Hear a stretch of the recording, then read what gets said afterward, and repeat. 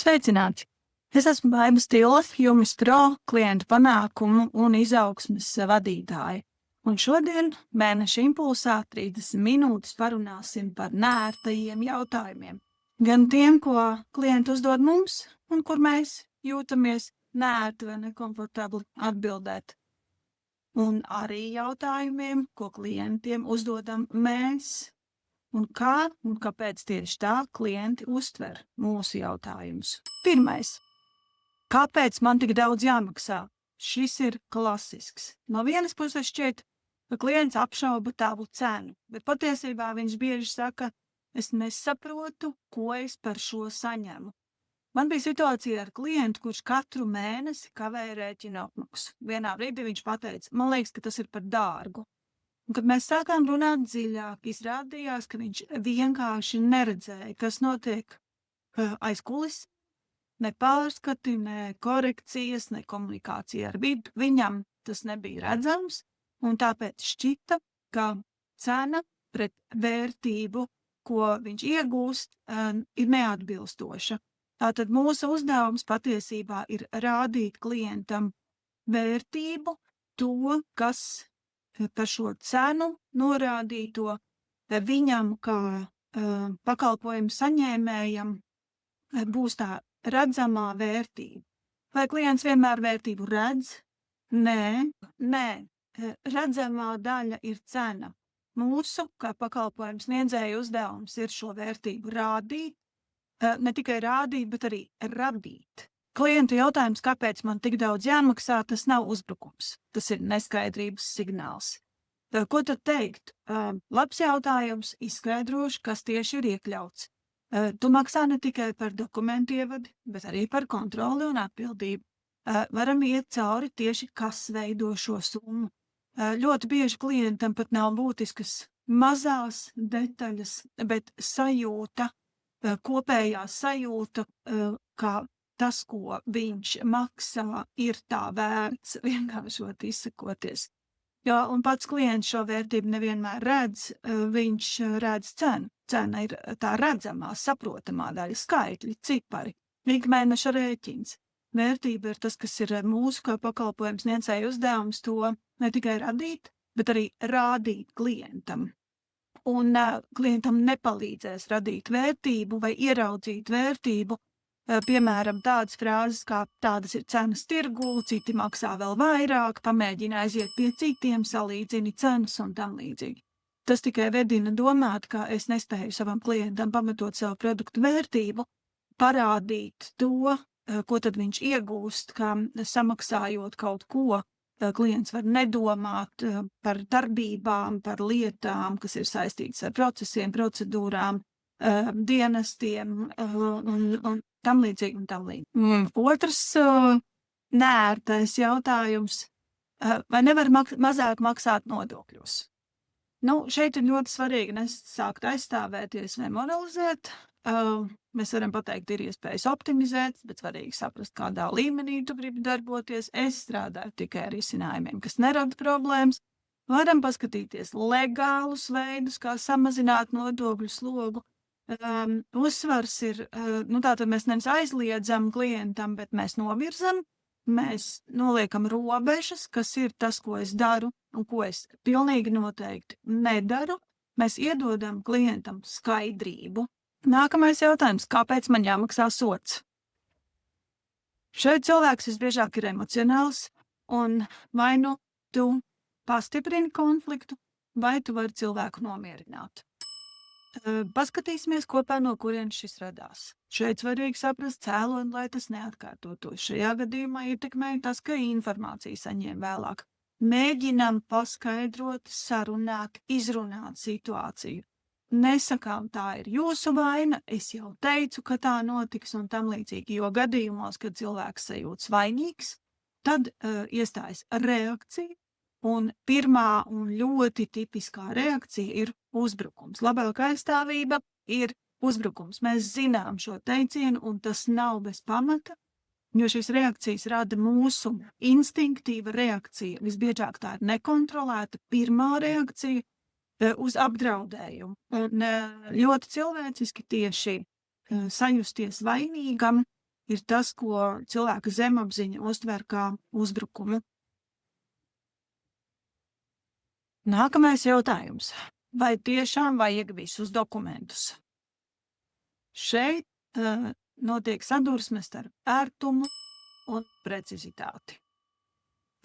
Mūsu uzdevums ir skaidrot, piemēram, saprotu, ka tas šķiet daudz, bet tas ir pamats korektai uzskaitai.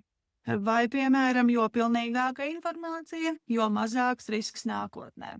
Varam sakārtot procesu, lai tas būtu ērtāks. Runājam un atkal skaidrojam, kāpēc tieši šie dokumenti tieši mūsu procesos ir nepieciešami un kāda ir klienta vērtība, ko klients iegūs vai nu īsākā termiņā vai ilgtermiņā no tā, ka šobrīd viņam šķietami apgrūtinošais uzdevums sagādāt visus dokumentus liekas nepamatots. Ko neteikt? Tā vienkārši vajag, vai bez tā nevar. Tas nepaskaidro, kāpēc, tas iedod tikai to vajag, es gribu, bet tālāk tur atkal tad ir risks uz konfliktiem, klienta zaudēšanu un tā tālāk un tā joprojām. Ātrāk vai vienkāršāk. Šis bieži ir par tempu, par ātrumu, nevis kvalitāti. Ko teikt? Vai varam pātrināt, bet svarīgi saglabāt korektu. Ir lietas, ko mēs varam optimizēt. Paskatāmies kopā. Ātrāk varam, ja informācija nāk saulaicīgi. Ko neteikt? Neteikt uzreiz, nē, nevaram. Neteikt, tas nav iespējams, jo visbiežāk iespējams ir. Tikai ir dažādi iemesli, kāpēc mēs kaut ko darām vienā vai otrā veidā, vai nedarām vienā vai otrā veidā. Un klientu attiecību veidošanā ir ļoti svarīgi ļaut klientam saprast, pirmkārt jau kāpēc lietas notiek vai nenotiek vienā vai citā veidā, un otrkārt iedot arī ieskatu, parādīt, ko varam, kā varam, kāpēc varam, vai varbūt kāpēc nevaram kaut ko ātrāk vai vienkāršāk, tā kā klients ir jautājis savā jautājumā. Tas ir par sadarbību, par sadarbības veidošanu, nevis bloķēšanu, attiecību apturēšanu. Un otrā jautājumu, nērto jautājumu puse, tie ir jautājumi, ko grāmatvedis uzdod klientam, un tas arī ir šī nērtība, ja vai rada šo nērtību vienā vai otrā pusē. Piemēram, kur ir dokumenti? Šis var izklausīties kā pārmetums, pat ja tu to tā nedomā.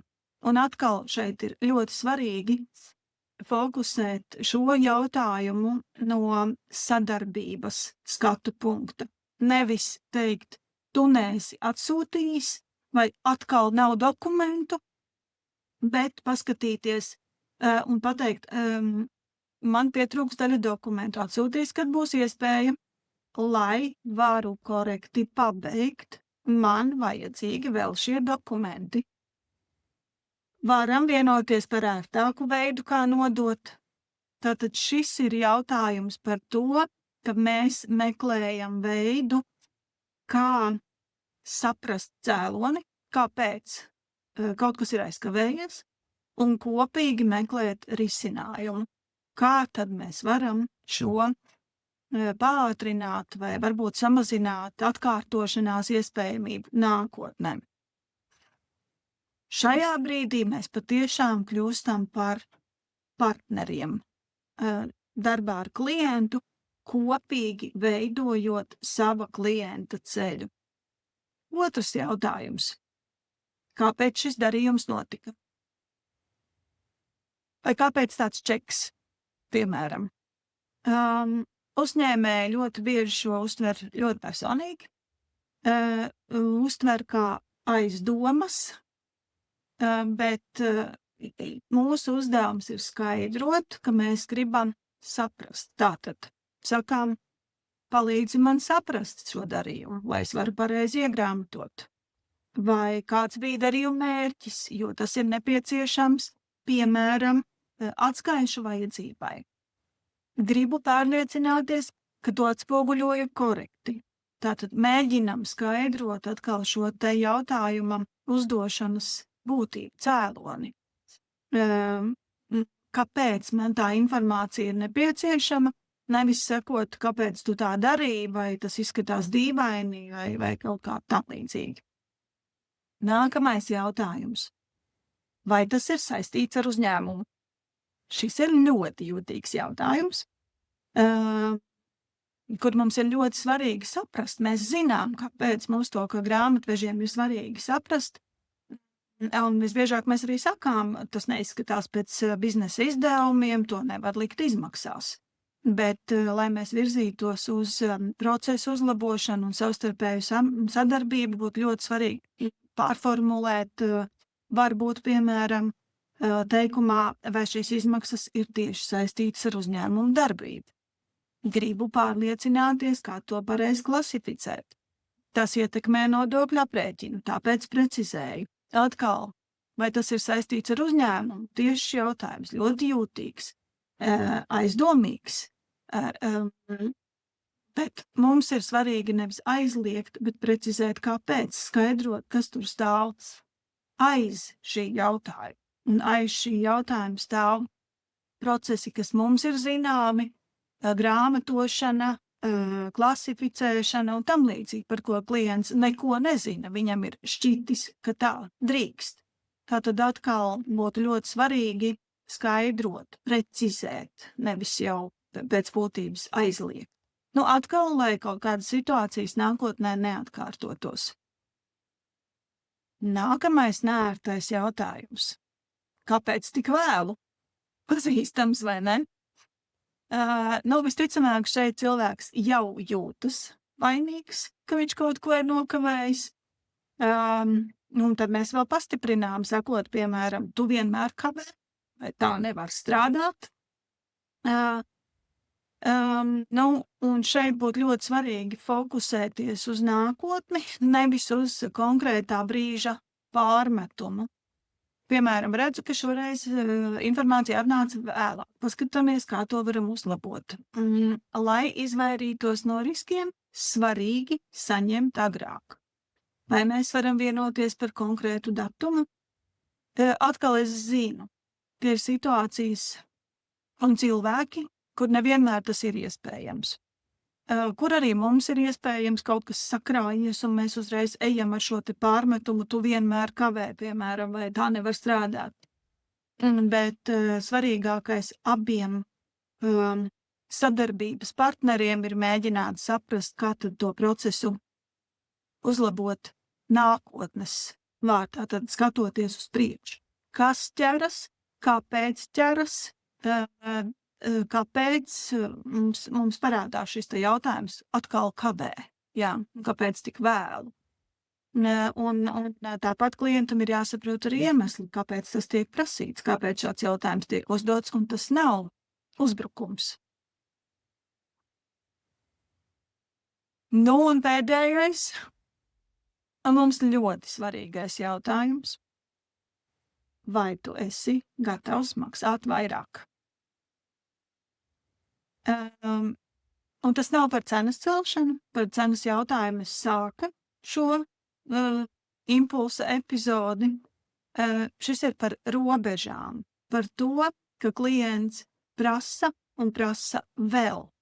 Piemēram, jūs esat vienojušies par noteiktu transakciju skaitu, par noteiktu, piemēram, rēķinu skaitu mēnesī, ko jūs apstrādājat, vai darbinieku skaitu mēnesī, kur jūs gatavojat attiecīgo dokumentāciju.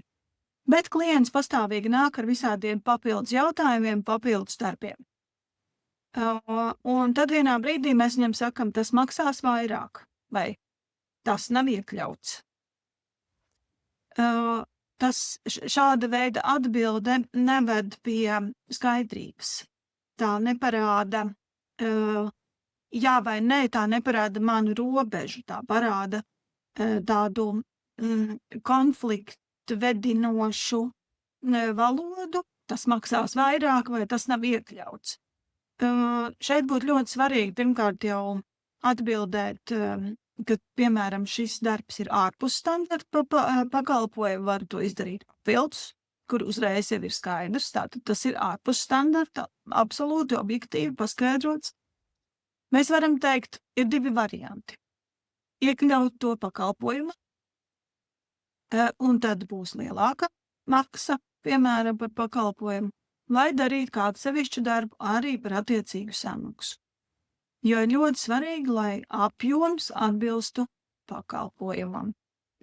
Šī vienmēr ir tāda ļoti, ļoti jūtīga daļa gan par cenu kopumā, gan arī par atsevišķiem vienošanās punktiem, kur ir noteikts pakalpojums, ko klients pērk, un viņš prasa vairāk, bet nav gatavs maksāt vairāk.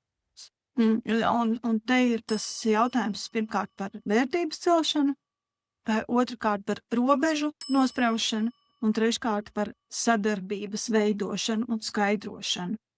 Un šie 3 aspekti visiem šodien apskatītajiem neērtajiem jautājumiem ir paši svarīgākie. Tātad vēlreiz vērtība, ko mēs radām un rādām savam klientam, sadarbība, procesu uzlabošanā, procesu pārskatīšanā, palīdzēšanā cits citam, lai darbi noritētu ātrāk, mierīgāk, vienkāršāk, gludāk iespējams, nekonfliktējot nekādā veidā, fokusējoties uz nākotni, nevis uz pārmetumu kaut kādu.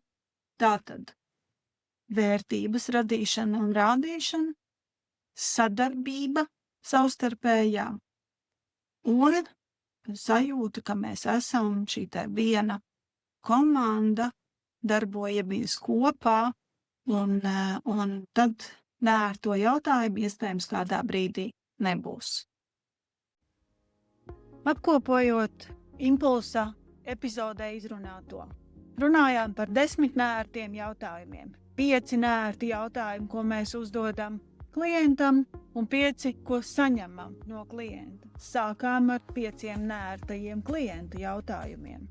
Katrā no tiem mēs nonācām pie secinājuma, kas ir svarīgākais. Un droši vien klausoties tieši tāpat nonācām pie secinājuma, jā, es to jau daru, vai nē, tas nav iespējams. Mans uzdevums, mans mērķis bija šodien parādīt variantus, attieksmes, skatu punktus, kā viena vai otra puse raugās uz šiem neērtajiem jautājumiem. Pirmkārt, kāpēc man tik daudz jāmaksā? Cena vienmēr ir bijis neērtais jautājums no abām pusēm. Tā ir redzamā daļa, tas ir rēķins, kas katru mēnesi tiek izrakstīts, nauda, kas katru mēnesi tiek atskaitīta no uzņēmuma konta. Tā ir saprotamā daļa. Nesaprotamā daļa ir, kas veidoja šo cenu, un to sauc par vērtību. Mēs ar savu pakalpojumu, ar darbu, ko darām, šo vērtību radām. Taču klients nevienmēr šo vērtību redz, tāpēc uzdod jautājumus, kāpēc man tik daudz jāmaksā. Tātad mūsu uzdevums ir rādīt, kāda ir vērtība, kas veido šo cenu. Un tas nav par detaļām, tas nav par transakcijām, tas nav par darbiem, ko es daru. Tas ir par sajūtu, ka klients redz, jā, tas ir tā vērts katru mēnesi nospiest šo pogu maksāt, tas ir tā vērts iet sistēmā, tajā darboties, tas ir tā vērts saņemt pakalpojumu, jo tajā es ieraugu vērtību. Vai nevar maksāt mazāk nodokļos? Jā, reizēm šķiet, tas ir par optimizāciju. Mums nepatīk šis vārds, tam ir negatīva pieskaņa. Taču patiesībā zem šī jautājuma slēpjas sadarbība. Mēs kā konsultanti, mēs, kas palīdzam klientam ieraudzīt vislabāko risinājumu, jo mēs zinām, ka vārds optimāls ir latīņu valodas izcelsmes vārds ar nozīmi vislabākais, vispārākā pakāpe no vārdiņa labs, bonus. Līdz ar to mūsu vēlme sadarboties, palīdzēt, nākt pretī, tā ir tā, kas slēpjas zem šī jautājuma. Kāpēc man jāmaksā sods? Kāda nianse ir ietverta šajā jautājumā? Sodi mēdz būt dažādi. sodi visbiežāk ir no mums neatkarīgi, tie ir kaut kur ārēji, kurus mēs kā grāmatveži tikai apstrādājam sistēmā, ieraugām un apstrādājam. Bet aiz šī jautājuma savukārt slēpjas ļoti daudz emociju, vainas apziņa, reakcijas. Es runāju par šo tipisko reakciju uzbrukums. Tā ir emociju vadība. Un arī, protams, tas ir par procesu, par kārtību, par lietām, kur mēs redzam, kas strādā labāk, šī negatīvā motivācija vai pozitīvā motivācija. Un sots kā negatīvās motivācijas viens no veidiem arī mums var gan palīdzēt, gan traucēt darbā. Mūsu uzdevums ir neeskalēt šo cilvēka emociju uz konfliktu. Vai tiešām vajag visus dokumentus? Tas ir par ērti pret precīzi. Tas ir jautājums par to, kas ir nepieciešams mums mūsu procesa nodrošināšanai un kā to redz klients savos procesos un savā ikdienā. Un nevienmēr mūsu redzējums sakrīt ar klienta redzējumu.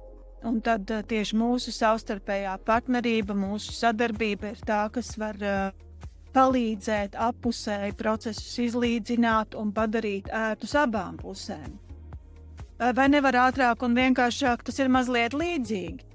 Mēs gribam, tā kā mēs esam raduši strādāt, savukārt klients savā ikdienā strādā citos ceļos, citos laikos, citos kanālos. Un tā arī ir savstarpēja izlīdzināšanās, sakārtošanās, lai process būtu optimāls abām pusēm un jautājumi kaut kādā brīdī vairs nešķistu nevienai, ne otrai pusē nērti. Un 5 jautājumi, kurus mēs uzdodam klientam, kur klients iespējams redz tos kā nērtus, kur ir dokumenti.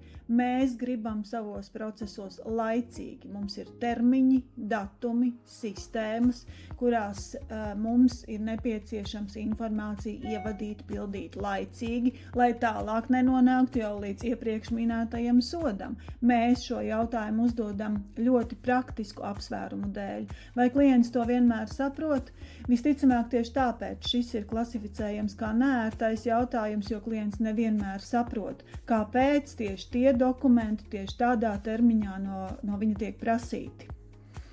Tieši tāpat jautājums, kāpēc notika šis darījums vai kāpēc šis rēķins, tas ir nepieciešams mums, mūsu iekšējos procesos, kas ir cieši saistīti arī ar ārējiem procesiem, un mums ir nepieciešams saprast, vai darījums vai rēķins ir saistīts ar uzņēmuma darbību, darbības virzienu, vai to ir iespējams reģistrēt, grāmatot. Vai klients vienmēr saprot, kāpēc viņam šis jautājums tiek uzdots? Nē, tāpēc es to klasificēju šeit pie neērtajiem jautājumiem, jo klients iespējams to saskata kā aizdomas, bet tā ir mana nauda, es taču drīkstu, vai ne? Un tad mūsu uzdevums ir skaidrot, kāpēc drīkst vai nedrīkst un kādos gadījumos drīkst vai nedrīkst. Tā ir šī mūsu konsultējošā loma. Tieši tāpat kā jautājumā, vai tas ir saistīts ar uzņēmumu un uzņēmuma darbības virzienu. Kāpēc tik vēlu? Vai pazīstat šo jautājumu? Ļoti pazīstams. Klients kavē, klients neiesūta laicīgi. Un te ir jau iepriekš pieminētā sasaiste ar mūsu procesiem un klienta ikdienu. Viņa darbiem, viņa steidzamībām vai nesteidzamībām. Viņš redz grāmatvedības pakalpojumu kā atbalsta procesu un savos ikdienas pamatdarbības procesos reizēm izvirza citas prioritātes, nekā tās redzam mēs. Un šeit ir šis ceļš uz partnerību, uz kopīgu darbošanos un sapratni, kā un kāpēc kādas lietas notiek appusēji, abos iekšējos procesos. Cena. Mēs sākām ar šo neērto jautājumu, un mēs arī pabeidzam ar šo neērto jautājumu.